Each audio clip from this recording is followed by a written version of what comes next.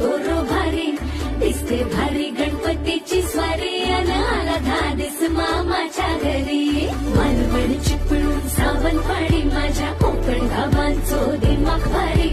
दिसते भारी गणपतीची स्वारी माझ्या कोकणा वाटे तुम्ही वलवा गाडी धमाधमान हाका गाडी माझ्या कोकणचो रस्तो नागमोडी